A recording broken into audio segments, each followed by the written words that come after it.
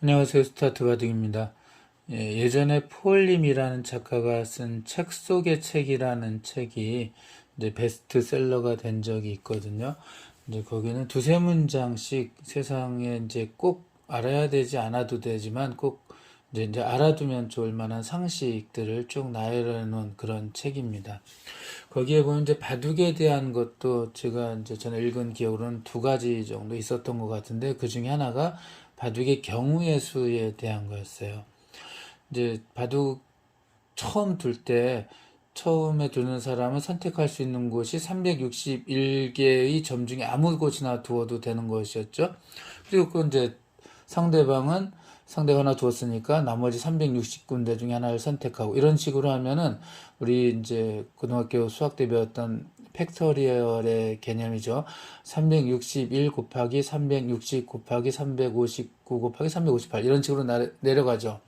근데 이제 바둑은 거기에다가 또 상대 땅에 다시 들어갈 수도 있고 따는 자리에 들어갈 수도 있고 패싸움 때문에 다시 놓고 따고 할 수도 있고 반복해서요. 그러니까 경우의 수가 훨씬 더 늘어납니다. 아무튼 거기 책에 보면 바둑판에 있는 이제 바둑판은 처음 내수들 확률만 가지고도 사람이 태어나서 죽을 때까지 실 수 없다라고 하죠. 이제 그 경우의 수가 어마어마하게 많은 거죠. 오죽하면 이제 이서돌과 알파고 바둑 두는 걸 광고할 때 바둑판의 경우의 수는 우주의 원자 수보다 많다. 뭐 이런 식으로 표현을 했던 적도 있습니다. 자, 그러니까 그 많은 걸 다 공부해서 해결할 수는 없잖아요. 예. 늘 새로운 게 나타나니까 또 거기에 이제 또 임기응변으로 대처를 해야 되는 힘을 길러야 되겠죠. 이제 순발력이 좋은 사람들을 이제 그럴 때 보면은 재능이 꽤 괜찮다, 바둑에 재능이 있다라고 표현을 하죠. 하지만 대부분의 사람들이 그런 바둑의 재능을 가지고 태어났다고 할 수는 없잖아요.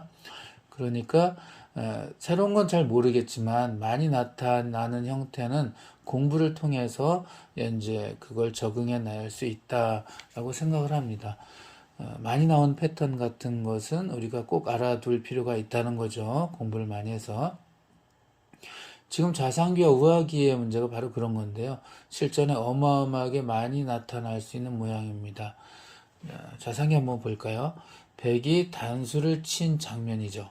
여기서 어떻게 응수를 할까 고민을 해야 되겠죠. 초보자분들은 이렇게 쉽게 연결하겠죠. 그럼 백은 멋진 수가 있습니다. 이렇게 입구자 두어서 다 연결이 됐어요. 흙이 이걸 어떻게 할 수 있는 방법이 없네요. 들어가 볼까요? 그냥 연결이 됐습니다. 그러면 좌상기 흙 두 점만 잡혔죠. 혹시 사활이 약한 분들이 계실지 모르니까 이렇게 단수 칠 걸 한번 생각해 볼게요. 그 연결해서 그만이에요. 살려고 하더라도 집 나는 곳을 공격하면 이제 집 나려고 해도 역시 집 나는 곳을 백이 두면은 이제 흙은 잡혔죠. 그러니까 이제 흙이 이렇게 연결하는 것은 최악의 결과다라고 할 수 있죠. 그래서 이럴 때 흙이 할 수 있는 방법이 바로 뭐냐 하면은 대단수죠. 우리가 대단수 배웠어요. 이렇게 치는 겁니다. 따면 여기서 이제 또 아주 이제 이렇게 가만히 뻗어두면 거의 연결 형태를 이루고 있습니다. 이렇게 막아도 단수치고 꼭 이렇게 잡습니다. 물론 백은 이제 귀에 두 점을 잡을 수는 있지만 이렇게요. 이쪽으로 이렇게 씌워서 공격을 하게 된다면 백이 매우 곤란하죠. 이제 잘하면 이제 상비원부터 우상비에 이르기까지 전부 흙의 영토가 될 수가 있습니다. 그러니까 대단수 치면은 백은 안타깝지만 따는 것은 크게 좋지 않아요. 그래서 나가게 됩니다. 물론 여기서 흙이 이 한 점을 이제 와서라도 살려주면 안 되죠. 이렇게 막으면은 아까 처음과 똑같은 형태가 됩니다. 그래서 흙은 여기서 이제 잘 두어야 되는데 백이 나갈 때 이렇게 뚫는 게 좋습니다. 이제 무슨 말이냐 하면은 이렇게 나가서 이 아래쪽을 살릴 수 있지만 그러지 말라는 거거든요. 연결하면 이제 이렇게 놓아서 살 수는 있거든요. 뭐 이런 식으로 나가는 것은 또 목숨 위험하죠. 이렇게 붙이는 수가 멋집니다. 이제 우리가 사활 공부 겸사겸사 하게 되는데요. 뭐 다른 데 둘 수 없죠. 끊으면 잡히니까 연결해야 되는데 넘어가면 여기서는 이제 두 집 내고 살기가 아주 어렵다 이런 얘기죠. 이렇게 끊어도 이렇게 뻗어버리면은 갈 데가 없죠. 여기가 흙이 있었으면 괜찮은데 그래서 이제 이 형태는 흙이 다 잡혔다라고 할 수가 있습니다. 그러니까 이렇게 연결하면 이게 나가는 게 아니라 흙은 살려면 이렇게 두어야 되는데 살긴 살았는데요. 이거는 이제 백이 언제든지 요한점을 딸 수 있죠. 이제 그러니까 이 백이 사는 데는 큰 문제가 없고 한 칸을 씌워서 이렇게 중앙의 흙들을 공격한다면 흙이 매우 곤란한 지경에 빠지게 됩니다. 그래서 일단 흙은 단수 치는 거는 중요하고요. 백 선수가 다른 건 아까 안 된다 그랬죠. 그래서 나가게 되는데 이때 귀를 살리는 게 아닙니다. 바둑은 항상 전체를 보는 힘이 굉장히 중요하거든요. 그래서 이렇게 뚫는 게 꼭 필요한 수라고 할 수가 있습니다. 이렇게 뚫으면은 백은 선택의 여지가 없어요. 이렇게 둘 수가 없죠. 막으면 환격으로 잡히니까 뭐 흙이 최상의 결과라고 할 수 있죠. 그래서 백은 귀를 잡기 위해서 나갑니다. 흙이 이렇게 또 나가고요. 그럼 백이 이제 이렇게 한 점을 잡아서 귀를 이제 제압을 할 수가 있어요. 그런데 이렇게 아까 이제 이 형태를 이제 보여드린 적이 있었죠. 이렇게 씌워가면 이제 귀는 내줬지만 이쪽을 제압을 해서 흙이 상당히 만족할 수 있는 결과다라고 말씀을 드릴 수가 있습니다. 그 재미가 있죠. 중요하기도 하고요. 우리가 알아서 이제 꼭 필요한 것이라고 할 수가 있겠습니다. 다시 한번 볼까요?